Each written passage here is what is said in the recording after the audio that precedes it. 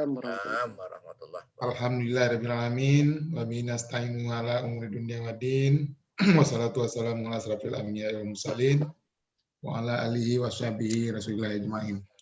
Asyhadu an la ilaha illallah wa asyhadu anna Muhammadar Rasulullah. Yang sama-sama kita hormati Bapak Ketua Prof. Zainal, Pak Kiai Haji Muhammad Ashar Latif, kemudian Pak Said Munji, Pak Boy, kemudian Pak Bu Erni, Mbak Diana, terus yang sudah lumayan banyak hadir hari ini ya. Juga ada Pak Muhaimin ya yang sudah hadir.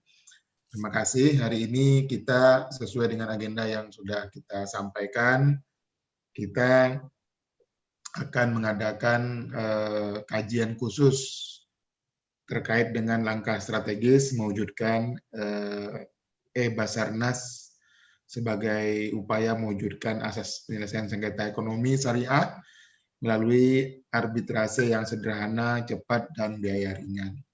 Sederhana, cepat, dan biaya ringan. Jadi itu kata kuncinya. Sehingga pada hari ini kita sengaja meminta kesediaan dari Bapak Kiai Haji Dr. Chandra Boy Seroza SAG MAG. Nah ini harus pakai Kiai Haji Pak Boy. Jadi karena pakai kopiah ya. Iya. Itu yang pertama Pak. Yang kedua beliau sudah di MUI Pak. Jadi harus dipanggil Kiai Haji kita. Jadi semuanya menjadi Kiai Haji semua kan. Beliau adalah Direktur Pembinaan Tenaga Teknis Perdagangan Agama Badilak MA dan pengurus Basarnas MUI. Bapak Ibu yang kami hormati, jadi ini adalah momentum yang luar biasa. Kita sejak raker dan sampai tadi sebelum mulai acara sudah mulai memanas-manaskan mesin supaya larinya kencang. Sehingga nanti tadi kita ngobrol-ngobrol bagaimana agar Basarnas ini bisa balapan sama pengadilan. Karena dari ceritanya Pak Boy, pengadilan sekarang sudah sangat cepat sekali prosesnya, sehingga orang dapat kepastian hukum secara cepat, kemudian pelayanan prima. Nah, kemudian pertanyaannya, apakah Basarnas mampu melakukan seperti itu? Nah, beberapa sesi pertemuan kita sebelumnya dan juga dengan Mahkamah Agung, nah itu sangat mungkin kita melakukan percepatan membangun sistemnya kalau kita di backup oleh Mahkamah Agung, sehingga keinginan kita untuk menjadikan perkara secara elektronik di Basarnas itu sangat memungkinkan. Maka oleh karena itu pada malam hari ini kita khusus mengadakan dialog yang akan nanti membahas bagaimana langkah-langkah kita, mulai dari menyiapkan secara konsep, kemudian secara SDM dan membangun infrastrukturnya. Tapi dengan keyakinan kita akan di backup oleh Mahkamah Agung, ada Pak Boy di situ, sehingga nanti apa yang kita harapkan bisa menjadi kenyataan. Maka oleh karena itu kami mohon kesediaan Pak Boy untuk membimbing kita semua. Mulai dari hari ini kita akan belajar dulu. Nanti prakteknya kita akan datang ke tempat Pak Boy untuk bisa melihat langsung bagaimana men-setup Basarnas menjadi kenyataan. Nah, selanjutnya kami persilakan kepada Pak Boy untuk menyampaikan secara bebas dan santai, sehingga nanti kalau ada pertanyaan, Bapak Ibu bisa langsung bertanya ke Pak Boy kalau ada hal yang ingin didalami. Silakan Pak Boy. Baik, terima kasih Pak Ihsan. Bismillahirrahmanirrahim. Assalamualaikum warahmatullahi wabarakatuh. Waalaikumsalam warahmatullahi wabarakatuh. Alhamdulillahi wa kafa wassalatu wassalamu ala Rasulillahil Mustafa wa ala alihi wa sahbihi wa man ihtada. Amma ba'd, yang sama-sama kita hormati, kita muliakan Bapak Ketua, Bapak Profesor Zainal Arifin Hussein, Bapak Wakil Ketua, Bapak Haji Muhammad Said Munji, Bapak Ustadz Kiai Azharuddin Latif, kemudian Pak Kiai Ihsan Tanjung, Pak Kiai Andreas Sutrisno, kemudian kalau perempuan, apa Pak panggilan kalau perempuan? Nyai, Nyai ya. Nyai kalau di ini pesantren kan panggil Nyai. dengan Nyai Diana, kemudian Nyai Erni kan. Muhammad, mohon maaf Muhammad Musin saya. Pertama puji syukur kepada Allah Subhanahu wa taala pada malam hari ini kita bisa bertemu dalam melanjutkan kajian rutin yang memang sudah dijadwalkan oleh Basarnas. Alhamdulillah meskipun tertunda materi ini 1 minggu karena ada kesibukan yang tidak bisa ditinggalkan, melaksanakan amanah dari pimpinan untuk mengawal pembangunan beberapa aplikasi di 2-3 minggu terakhir ini. Kemudian kemarin alhamdulillah sudah di-launching berkat doa dari Bapak Ibu dan dukungan semuanya berjalan lancar. Salawat dan salam buat junjungan kita Nabi besar Muhammad Rasulullah SAW. Bapak Ibu yang kami hormati, pada malam hari ini sesuai dengan jadwal dan judul yang telah diberikan, kita akan berdiskusi tentang langkah strategis untuk membangun aplikasi e-Basarnas dalam rangka mewujudkan penyelesaian sengketa ekonomi syariah yang sederhana, cepat, dan biaya ringan. Kami bisa share screen ya Pak ya? Ya, silakan Pak. Silakan Pak.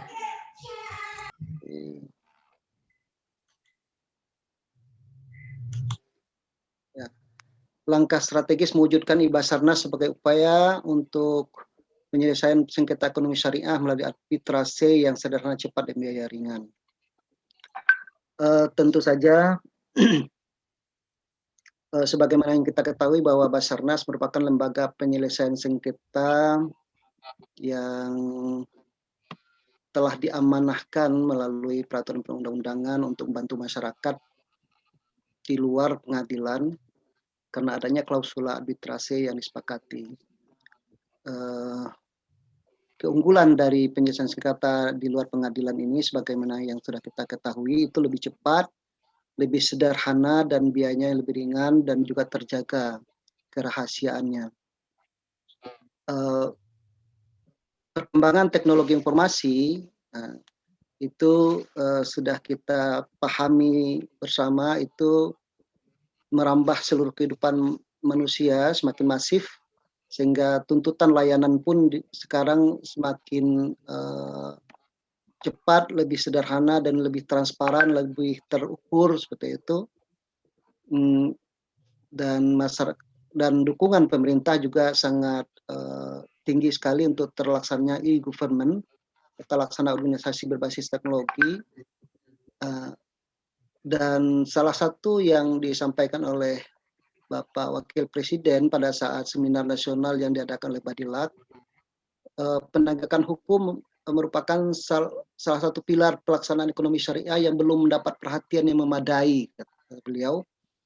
Padahal keberadaannya merupakan bagian penting dari ekosistem ekonomi syariah. Dalam hal ini tentu saja baik secara litigasi maupun non-litigasi. Beberapa perkembangan terakhir itu memberikan peluang yang sangat besar bagi Basarnas untuk merajut kerjasama dalam rangka menjawab tantangan tersebut. Di sisi lain, Bapak Ibu, sebagaimana yang sudah kita sampaikan sebelumnya, Badan Peradilan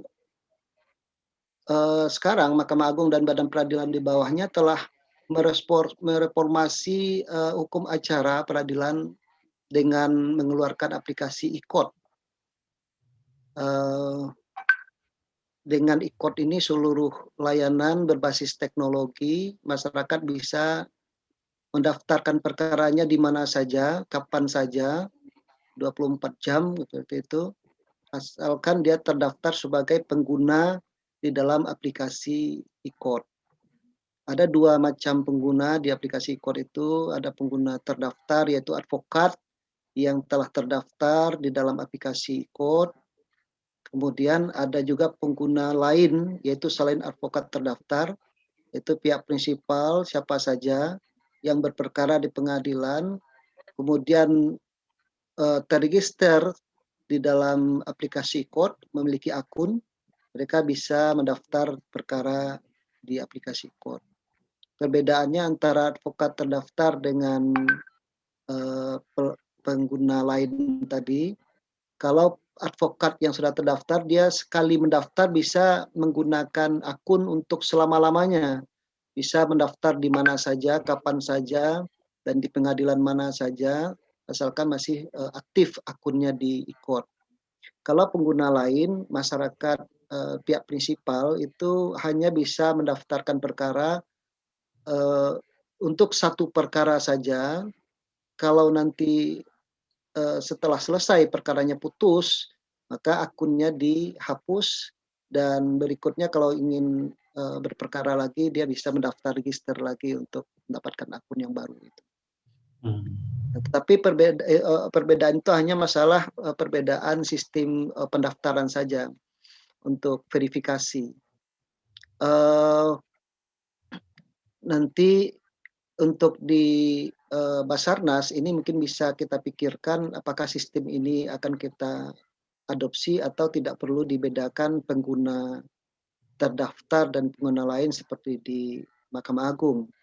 Kalau untuk advokat di Mahkamah Agung sebagai pengguna terdaftar, yaitu advokat yang terdaftar, itu pada saat mendaftarkan akun pertama di aplikasi e-court, dia harus menguploadkan, melampirkan atau mengirimkan data bukti soft copy KTP, bukti sumpah, kemudian kartu tanda peserta yang masih aktif, kartu anggota yang masih aktif. Kemudian pada saat mendaftar itu ada proses verifikasi dari pengadilan tingkat banding di mana dia pernah disumpah dan dilantik sebagai advokat. Pada saat sudah diverifikasi, maka nanti dia akan diterima sebagai pengguna akun yang tetap di dalam aplikasi e-court. Untuk pengguna lain, yaitu yang bukan advokat tadi, pada saat mendaftar pertama masih harus datang ke pengadilan karena akan dicocokkan antara orang yang datang mendaftarkan akunnya dengan KTP yang bersangkutan. Jadi masih datang dulu ke pengadilan, setelah didaftarkan di pengadilan, dicocokkan benar orang yang bersangkutan adalah sesuai dengan kartu pengenal KTP-nya, baru nanti dia bisa pulang lagi mau mendaftar kapan saja. Setelah itu bayar perkaranya secara elektronik, itu nanti bisa. Nah, itu perbedaan antara pengguna terdaftar dengan pengguna lain di dalam aplikasi e-court di Mahkamah Agung. Kemudian untuk Mahkamah Agung, sebagaimana disampaikan tadi, baru dimulai e-court itu sejak tahun 2008, lahirnya Perma Nomor 3 tahun 2008. Pada saat itu di Mahkamah Agung, e-court masih terbatas tiga layanan. Yang pertama, layanan untuk pendaftaran perkara secara elektronik. Kemudian yang kedua, pembayaran perkara secara elektronik. Yang ketiga, pemanggilan para pihak secara elektronik. Satu tahun setelah itu diperbaharui dengan Perma Nomor 1 tahun 2019, ditambah fiturnya untuk e-litigasi, yaitu persidangan secara elektronik. Nanti untuk Basarnas kita juga bisa tentukan skala prioritas untuk kita bikin, apakah langsung 4 fitur itu bisa kita bangun atau secara bertahap pendaftaran dulu, nanti pembayaran secara elektronik itu bisa digabung, mungkin pendaftaran pembayaran dan pemanggilan. Kalau memang harus lengkap sekaligus, ya kita bikin untuk persidangan secara elektronik juga. Untuk seluruh pengadilan seluruh Indonesia, ini yang peradilan agama, petanya hampir 412 pengadilan tingkat pertama itu sudah menggunakan e-court tahun 2020, Januari 2020. Itu semuanya sudah aktif ikutnya. Kemudian untuk pengadilan tingkat banding sekarang setelah adanya fitur baru dari ikut itu upaya hukum, juga sudah ada beberapa pengadilan sebagai pilot proyeknya. Ruang lingkup ini sebagai gambaran ataupun sebagai perbandingan di Mahkamah Agung, ikut itu ruang lingkupnya untuk perkara perdata, agama, perdata umum, kemudian tata usaha negara.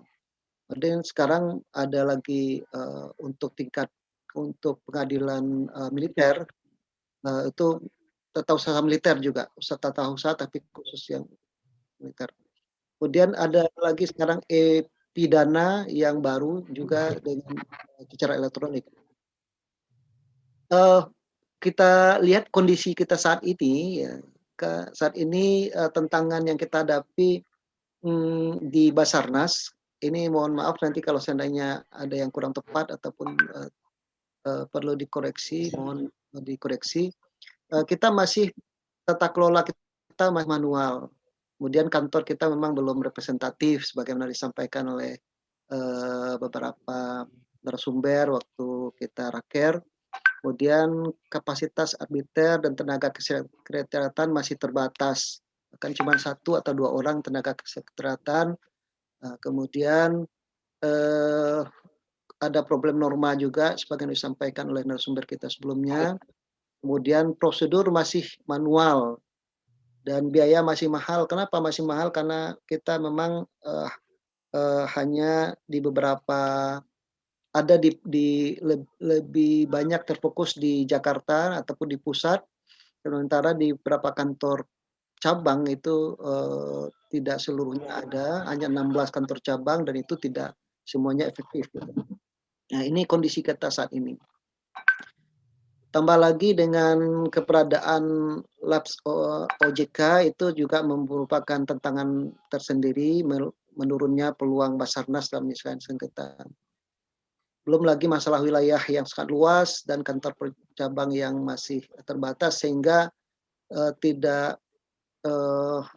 sehingga seyogyanya ataupun memang sudah tepat kiranya pada saat Rakernas Basarnas yang lalu diputuskan oleh seluruh anggota dan pimpinan untuk membuat Basarnas, sudah menjadi salah satu program kerja kita untuk mengatasi berbagai kendala-kendala tadi dan menyesuaikan dengan tuntutan masyarakat, terutama masyarakat bisnis yang ingin serba cepat, masuk juga menyesuaikan dengan mitra Basarnas yaitu pengadilan yang sekarang juga sudah melakukan reformasi yang begitu masif dan cukup luar biasa perubahan hukum acaranya. Halo? Halo? Halo? Lanjut Pak. Lanjut. Dengaran Pak, lanjut Pak. Lanjut ya. Oke. Sekarang kita masuk ke strategi. Bagaimana strategi kita mewujudkan Basarnas itu? Nah, ini kami coba untuk membuat peta strateginya. Pertama perlu ada persiapan, kemudian pembangunan, implementasi dan monef tentunya. Untuk persiapan, langkah pertama yang harus kita lakukan, kita harus mereview prosedur Basarnas. Kita harus menganalisa proses bisnis Basarnas yang telah diatur dalam peraturan Basarnas untuk mengetahui apakah prosedur itu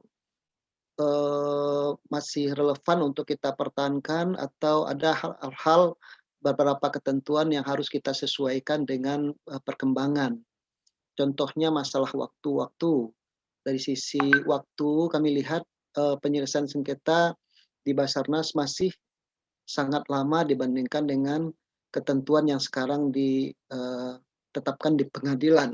Pengadilan itu membagi 2 macam bentuk sengketa. Sengketa yang nilai nominalnya 500 juta maksimal itu harus diselesaikan dalam 25 hari apabila didaftarkan melalui gugatan sederhana.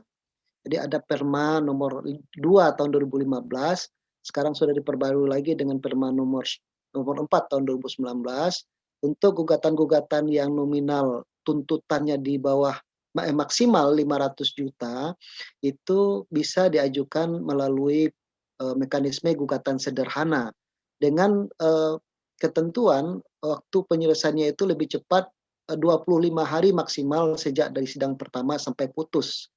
Nanti kalau ada upaya hukum itu disebut dengan upaya hukum keberatan, itu harus diselesaikan dalam paling lambat waktu 14 hari. Nah, ini membuat penyelesaian sengketa di pengadilan menjadi lebih cepat karena dibuat beberapa kategori sesuai dengan jumlah nilai tuntutan materialnya. Kalau dengan beberapa kriteria tentunya, gugatan sederhana di pengadilan itu ada beberapa kriteria, di antaranya nilai nominal gugatan tidak lebih dari 500, kemudian berada di wilayah hukum yang sama, kemudian antara dua pihak kecuali memiliki kepentingan yang sama, misalkan ada hanya antara 2 orang saja, kecuali memiliki kepentingan yang sama, itu bisa langsung didaftarkan gugatan sederhana. Kemudian tidak berkenaan dengan masalah tanah, hanya masalah PMH dan wan prestasi. Kemudian tergugatnya tidak menyatakan gaib atau tidak jelas alamatnya. Nah, itu ada beberapa ketentuan yang ditetapkan sebagai gugatan sederhana. Nanti Basarnas mungkin dalam prosedur perlu juga untuk kita buat beberapa kategori. Kita kategorikan gugatan-gugatan yang diajukan ke Basarnas yang misalkan 500 ataupun 1 miliar ataupun seperti apa nanti sesuai dengan apa yang kita sepakati. Kemudian dari sisi waktu untuk perkara yang biasa di luar gugatan sederhana, dulu itu 180 hari sama dengan prosedur Basarnas sekarang. Tapi dengan adanya SEMA yang terbaru tentang batasan jumlah waktu penyelesaian perkara di tingkat pertama itu hanya 3 bulan ya kalau salah. 5 bulan atau 3 bulan. 5 bulan. Kemudian di tingkat banding 3 bulan, di tingkat kasasi 1 bulan gitu, untuk seluruh perkara. Oleh sebab itu perlu nanti kita review, termasuk juga eh, eh, waktu-waktu yang disiapkan untuk pra persidangan seperti pemilihan arbiter. Kalau dia tidak sepakat nanti ada 30 hari, ada kalau seandainya ada yang mundurkan diri dan sebagainya, ada waktu-waktu yang cukup panjang kami lihat yang harus kita review dan harus kita revisi agar lebih cepat. Kalau di pengadilan minutasi yang biasanya 14 hari sekarang sudah menjadi 1 hari. Nah, kemarin dalam laporan tahunan terakhir itu one day minute di pengadilan itu, di pengadilan agama khususnya, one day minute itu sudah 96% dari perkara yang diputus. Jadi hari ini putus, langsung diminutasi. Dan one day publish-nya sudah 98% dari perkara yang diputus. Artinya pada saat putus, itu sudah bisa diambil salinan putusannya beberapa saat, 1 atau 2 jam setelah itu sudah bisa diambil. Dan hari itu juga sudah langsung bisa dilihat di direktori putusan. Nah, ini percepatan-percepatan yang dilakukan di pengadilan untuk SOP kita di prosedur kita itu masih 30 hari. Nah, sejak dibacakan putusan 30 hari baru bisa kita ambil salinan putusannya, itu prosedur yang lama di Basarnas. Sehingga nanti perlu untuk disesuaikan. Kemudian yang kedua, membuat skala prioritas seperti yang disampaikan tadi, apakah aplikasi yang kita bangun ini langsung lengkap seluruhnya, seperti untuk pendaftaran, berikutnya untuk pembayaran juga secara elektronik, untuk pemanggilan, kemudian juga persidangan, atau nanti pendaftaran putusannya ke pengadilan, karena setiap putusan Basarnas didaftarkan ke pengadilan. Nah, ini bisa dibuat lengkap, nah, itu tergantung skala prioritas yang kita tentukan. Kalau menurut kami lebih bagus kita ambil yang pendek dulu untuk pendaftaran, pemanggilan, dan pembayaran pemanggilan. Nanti untuk persidangan sambil jalan kita nanti akan buat fiturnya gitu. Tetapi bisa saja kita bikin lengkap karena aplikasi Basarnas menurut kami tidak terlalu rumit dan tidak sulit untuk di pengadilan, karena pengadilan kan aplikasi e-court itu digunakan oleh 800 pengadilan yang berbeda dengan wilayah hukum yang berbeda, dengan kompetensi antara satu pengadilan dengan pengadilan juga berbeda, sehingga pengaturan aplikasinya juga begitu kompleks, dan harus hati-hati gitu, begitu banyak persoalan yang harus dipikirkan di sana. Tapi kalau, e-Basarnas karena kita sudah tersentral di pusat, dan nanti, hanya digunakan oleh 16 kantor cabang, tetap itu mungkin saja kantor cabang ini bisa menggunakan aplikasi yang tersentral saja. Jadi, kayaknya lebih lebih mudah lah. Saya sudah, bicara dengan teman-teman, kami sudah rapat awal itu untuk membicarakan ini. Tinggal, eee, kami membutuhkan tim tim ya kalau nanti disetujui oleh Basarnas, untuk, kita melakukan analisis proses bisnis tadi, prosedur Basarnas seperti apa yang akan kita bangun, sehingga nanti kalau kita sudah bangun tidak bongkar pasang. Jadi sejak awal kita sudah tahu, eee, seperti apa yang akan kita bangun dan bagaimana pengembangannya ke depan gitu. Ya, jadi tidak dibangun dengan cara apa yang ada di dalam prosedur Basarnas sekarang, lalu nanti baru diperbaiki lagi, ini akan agak sulit, ya. Oleh sebab itu, landasan pertama yang harus kita lakukan memang melakukan review terhadap, prosedur Basarnas kita, sehingga nanti pembangunan database-nya juga bisa disesuaikan sejak awal.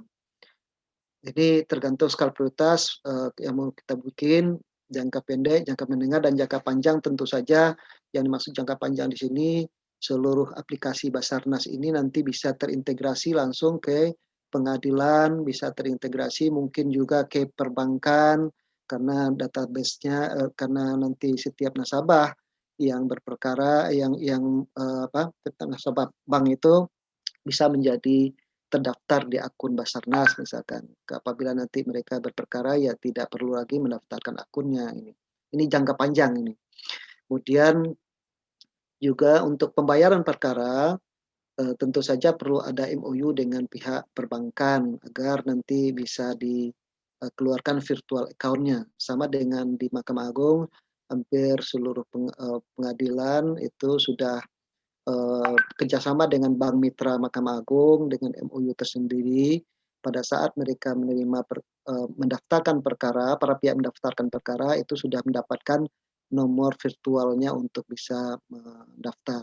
Atau kalau lebih sederhana, sekiranya tidak perlu, kerjasama, ya kita tampilkan rekeningnya saja, rekening yang tempat penyetoran biaya perkara, cuma di apa namanya, yang agak sulit itu nanti nanti, menelusuri ini biaya perkara dari pihak yang mana ini, karena tidak jelas, tidak bisa kita, eee, identifikasi apabila, mereka memasukkan atau membayar biaya perkara itu di jam-jam tertentu yang tidak terpantau oleh petugas gitu. Nah, ini nanti kita pikirkan lagi bagaimana sistemnya untuk pembayaran biaya perkaranya secara elektronik. Kemudian, langkah berikutnya membentuk tim develop. Tentu saja tim develop ini kami dari Mahkamah Agung sudah, menyiapkan dirilah, untuk membantu teman-teman yang sebagian tim develop e-court itu, yang sekarang juga masih mengembangkan e-court, mungkin ada satu atau 2 yang bisa kita ikutkan dan mungkin dibantu oleh tim, Badilak sendiri untuk membuat aplikasinya. Mereka paham tentang aplikasi, tentu saja belum tentu paham tentang prosedur Basarnasnya, sehingga nanti ada kolaborasi antara tim Badilak dengan tim Basarnas untuk bisa, setiap waktu berdiskusi dalam rangka membangun aplikasi ini. Kemudian menentukan draft platform yang akan kita tentukan, apakah menggunakan, eee, Coordinator, PHP natif atau Laravel dan lain-lain, ini masalah aplikasinya saja, core system-nya. Kemudian menentukan rancangan antarmukanya, interface untuk pengguna nanti dan juga halaman adminnya. front end dan back end-nya, mengkonstruksi database, kemudian memikirkan tentang keamanan data. Ini sangat penting karena apabila kita membangun aplikasi berbasis elektronik, berbasis web, tentu saja ini masalah keamanan data kita perlu pikirkan untuk kerjasama dengan BSSN, gitu. Supaya tidak terjadi kebocoran informasi pada saat persidangan masih berjalan. Gitu. Kemudian menentukan waktu ya, merancang waktu pembangunan ini sudah biasa dalam setiap pembangunan aplikasi. Kita merancang waktu sedemikian rupa sesuai dengan tahapan-tahapan tertentu sampai selesai nanti. Kemudian ada waktunya pengujian sesuai dengan SOP yang telah disepakati tadi hasil review prosedur Basarnas. Kemudian merancang waktu untuk mereview secara keseluruhan dan testing pada beberapa pilot proyek. Tahapan berikutnya itu menyiapkan server dan untuk database. Ini sangat penting sekali server tersendiri karena nanti kalau sudah jadi aplikasinya, tentu saja setiap pendaftar akan menguploadkan berkas perkaranya dalam bentuk elektronik, hasil scan dan sebagainya. Itu perlu ada server tersendiri untuk menampung dokumen-dokumen elektronik yang akan dikirimkan oleh pihak berperkara. Di Mahkamah Agung pada saat awal-awal pembangunan IKOD ini sempat sistem IKOD-nya itu sedikit lambat karena memang server tidak terlampau tidak sanggup untuk menerima berkas perkara dari hampir 800 pengadilan yang ada di Indonesia dengan 4 lingkungan peradilan waktu itu. Mereka selain menguploadkan data putusan setiap waktu, setiap hari, juga menguploadkan data-data perkara para pihak, mulai dari gugatan, kemudian lampiran-lampiran bukti-bukti, surat kuasa, itu sudah di-scan, kemudian sudah diuploadkan ke dalam aplikasi. Kemudian baru pembangunan aplikasinya dan uji coba secara internal dan secara eksternal ini hanya langkah-langkah yang biasa dilakukan untuk pembangunan setiap aplikasi kami rasa ini. Nanti setelah uji coba ditemukan bug atau bug di aplikasi harus ada maintenance dan penyempurnaan. Untuk berikutnya tahap implementasi sebelumnya tentu saja ada penetapan aplikasi secara resmi oleh lembaga, surat keputusan, nanti ada launching untuk meresmikannya, sosialisasi secara internal terutama kepada tenaga administrasi yang akan mengelola IKOD ini. Kalau sudah mengelola Basarnas ini, apabila sudah diluncurkan, tentu masyarakat kapanpun dimanapun bisa mendaftar 24 jam dan itu butuh verifikasi. Biasanya ketika mereka daftar untuk memverifikasi datanya sudah benar, sudah menguploadkan lampiran-lampiran yang dibutuhkan sesuai dengan prosedur yang ditetapkan, seperti kontrak, seperti surat kuasa, kemudian juga gugatan dan sebagainya. Nah, ini kan perlu ada yang memverifikasi datanya setiap saat. Oleh sebab itu harus ada, sebagaimana yang sudah kita putuskan dalam rapat Rakernas yang lalu, harus ada tenaga kepanitraannya atau apa yang kita istilahkan untuk Basarnas ini, yang setiap saat bisa memantau jalannya aplikasi ini, pendaftar yang datang gitu, yang datang berkunjung minta petunjuk penggunaan aplikasi dan sebagainya harus ada. Karena kalau tidak direspon, biasanya masyarakat pengguna layanan itu kalau tidak direspon mereka langsung kecewa dan tidak mau lagi datang gitu. Nah, jadi tenaga pengelolanya ini yang sangat penting. Seperti di awal-awal tadi ketika baru mulai kita sudah diskusi dengan Ustadz Ashad dengan Ustadz Ihsan bagaimana nanti ada tenaga kesekretariatan yang permanen yang betul-betul ditugaskan untuk melakukan pengelolaan terhadap aplikasi kita ini. Nah, ini nanti perlu untuk dibicarakan. Itu perlu disosialisasikan aplikasi kita ini, bagaimana menggunakannya sejak dari awal, termasuk juga kepada para arbiter untuk bisa menggunakan aplikasi ini kalau memang sudah tersedia fitur persidangan secara elektronik dari mana saja, bagaimana menggunakan fasilitas chatting, bagaimana menggunakan fasilitas, video call-nya di dalam aplikasi, mengatasi berbagai, apa namanya, persoalan jaringan dan sebagainya ini perlu untuk disosialisasikan secara internal. Samping itu juga sosialisasi kepada pihak eksternal, kepada masyarakat, kepada rekan-rekan kita para advokat, kepada, yang lain yang di perbankan, ini perlu kita sosialisasikan. Setelah itu memang seperti disampaikan tadi ada tim pengelola, pemelihara, dan, tim pengawasnya dalam, penggunaan aplikasi Basarnas ini. Dan berikutnya adalah masalah monitoring dan implementasi aplikasi. Kalau kita gambarkan dalam bentuk, manajemen slide-nya tadi ada kondisi sekarang, perencanaan, kemudian ada, untuk eksekusinya dan nanti monitor dan, kontrolnya gitu ya. Ini hanya slide. Apa manfaatnya bagi masyarakat? Ya, seperti kita sampaikan tadi, masyarakat akan lebih mudah mengakses layanan kita ini dimanapun, apalagi kita sangat terbatas di sisi sumber daya manusia, di sisi sarana-prasarana perkantoran kita. Sekarang kita alihkan ke perkantoran secara elektronik saja. Jadi tidak perlu dipikirkan lagi ruang sidangnya yang bagaimana membangun ruang sidangnya di setiap kantor, cabang, dan sebagainya. Kalau sekarang sudah berubah sistem layanan kita secara elektronik, dimanapun orang bisa bersidang gitu kan, karena kita bisa melakukan telekonferensi dengan para pihak di mana saja, kemudian juga kapan saja, prosesnya lebih sederhana, mungkin lebih murah di sisi biaya juga, mereka tidak perlu datang dan layanan lebih cepat karena ada code calendar. Kemudian bagi Basarnas juga mengatasi keterbatasan sumber daya manusia kita, layanan kita menjadi lebih modern, lebih memiliki nilai saing gitu dengan kompetitor kita, dengan mitra kita pengadilan, kemudian lebih berkualitas, bisa menjaga integritas juga karena tidak harus bertemu langsung, sehingga tingkat kepercayaan masyarakat semakin lama makin meningkat kepada lembaga Basarnas ini.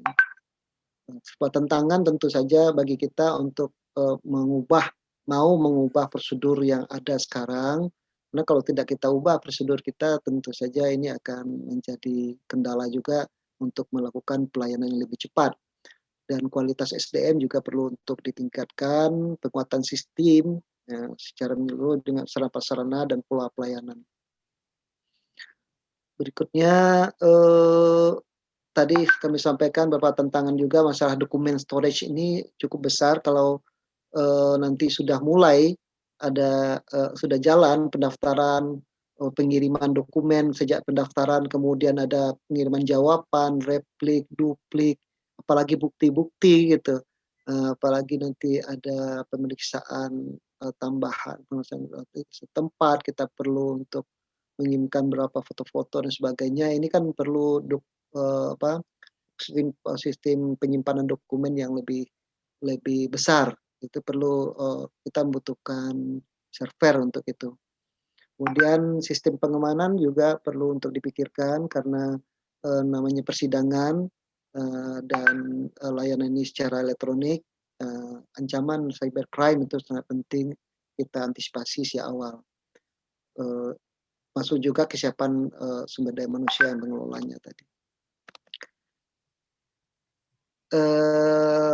Biasanya di pengadilan seperti juga di Mahkamah Agung dan pengadilan di bawahnya, masalah jaringan internet di beberapa daerah-daerah yang memang agak, di remote daerah terpencil itu agak sulit, jaringan internet. Tapi setidaknya untuk wilayah-wilayah yang sudah bagus jaringannya sudah bisa kita layani untuk dapat mendaftar, berperkara di Basarnas dari jarak jauh. Mungkin ada masalah penolakan dari sebagian yang tidak setuju adanya perubahan, ini juga merupakan sebuah hambatan sebenarnya itu. Kalau ada yang tidak setuju, tentu saja ini tidak terjadi di Basarnas karena kita sudah punya komitmen seluruhnya dalam rapat kerja nasional, Basarnas untuk membangun aplikasi ini. Demikian saja secara ringkas, dari sisi aplikasi, dari sisi peraturan yang perlu kita review untuk pembuatan aplikasi, sedangkan dari sisi yang lain itu eee, sudah saya rasa tidak perlu kita bicarakan karena ini sudah apa namanya, sudah biasa dalam pembuatan sebuah aplikasi dengan tahapan-tahapan seperti itu.